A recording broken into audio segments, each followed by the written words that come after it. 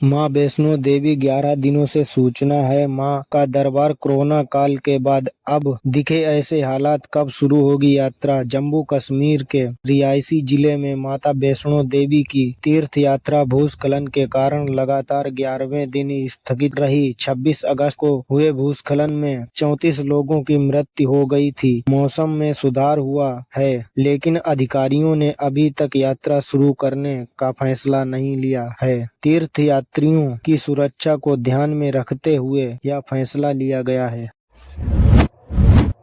360 की मौत, 426 लोग घायल। हिमाचल में बाढ़ और भूस्खलन का कहर जारी। 1080 सड़कें यातायात के लिए बंद। शिमला में बारिश और भूस्खलन से हालात गंभीर हैं। इस मानसूनी सीजन में अब तक 360 लोगों की जान जा चुकी है। राज्य आपदा प्रबंधक प्राधिकरण के अनुसार प्रदेश में कई सड़कें, बिजली लाइनें और जल आपूर्ति योजनाएं बाधित हैं। मंडी जिले में सबसे ज्यादा मौतें हुई हैं। भारतीय वायुसेना ने मणिमहेश यात्रा में फंसे श्रद्धालुओं को बचाया। रेस्क्यू ऑपरेशन अभी भी जारी है। जीएसटी 2.0 भुगतान और बिल जनरेट के मुताबिक लगेगा। जीएसटी 3 दिनों में पोर्टल पर पंजीयन करा सकेंगे कारोबारी। आगामी 22 सितंबर से जीएसटी की नई दरें लागू होने जा रही हैं और 300 से अधिक आइटम की जीएसटी दरों में बदलाव किया जाएगा। कारोबारियों के पास पुराने स्टॉक भी हैं। ऐसे में कारोबारियों में इस बात को लेकर असमंजस में है। माल पहले भेजने पर और भुगतान 22 सितंबर के बाद लेने पर उन्हें किस दर से जीएसटी का भुगतान करना होगा।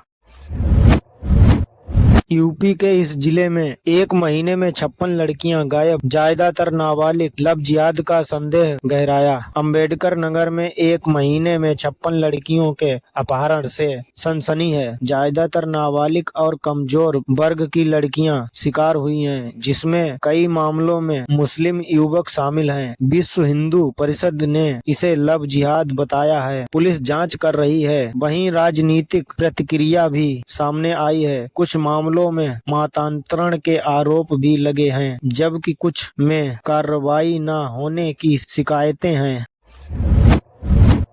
पीएम मोदी नहीं जाएंगे अमेरिका। विदेश मंत्री एस जयशंकर करेंगे यूएनजीए सभा को संबोधित। प्रधानमंत्री नरेंद्र मोदी संयुक्त महाराष्ट्र महासभा यूएनजीए की बैठक में भाग लेने के लिए अमेरिका नहीं जाएंगे। उनकी जगह विदेश मंत्री एस जयशंकर इस बैठक में शामिल होंगे। यूएनजीए का 80वां सत्र 19 सितंबर से शुरू होगा, जिसमें 23 से 29 सितंबर तक उच्च स्तरीय बैठकें होंगी। संशोधित सूची में यह जानकारी सामने आई है। शुरुआती भाषण ब्राजील देगा, जिसके बाद अमेरिका महासभा को संबोधित करेगा।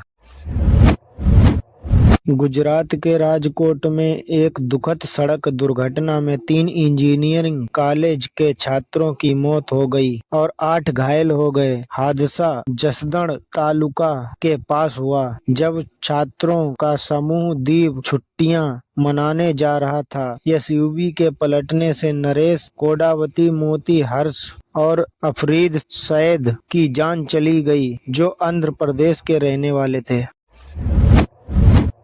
भारत में कब और कहां दिखाई देगा सबसे लंबा चंद्र ग्रहण? क्या होता है ब्लड मून? 7 सितंबर को भारत में इस साल का सबसे लंबा चंद्र ग्रहण दिखाई देगा। यह भारत के अधिकांश हिस्सों में दिखाई देगा। रात करीब 8 बजे शुरू होगा और रात 11 बजे यह अपने चरम पर होगा। इस दौरान ब्लड मून देखने को मिलेगा। एक्सपर्ट के मुताबिक ग्रहण के दौरान पृथ्वी का वायुमंडल नीले प्रकाश को बिखेरता है, जिससे चंद्रमा लाल रंग का दिखाई देगा।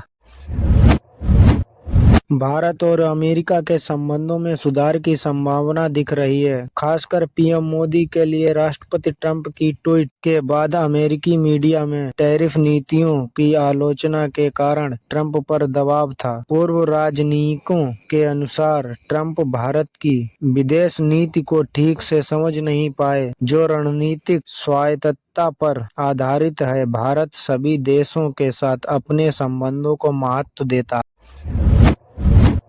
प्रधानमंत्री नरेंद्र मोदी और फ्रांसीसी राष्ट्रपति इमैनुअल मैक्रों ने फोन पर बात की, जिसमें रूस यूक्रेन युद्ध जैसे कई महत्वपूर्ण मुद्दों पर चर्चा हुई। पीएम मोदी ने एक्स पर कहा कि राष्ट्रपति मैक्रों के साथ उनकी बहुत अच्छी बातचीत हुई और द्विपक्षीय सहयोग की प्रगति की समीक्षा की गई। उन्होंने यूक्रेन में संघर्ष को शीघ्र समाप्त करने के प्रयास पर भी विचारों का आनंद प्रदान किया।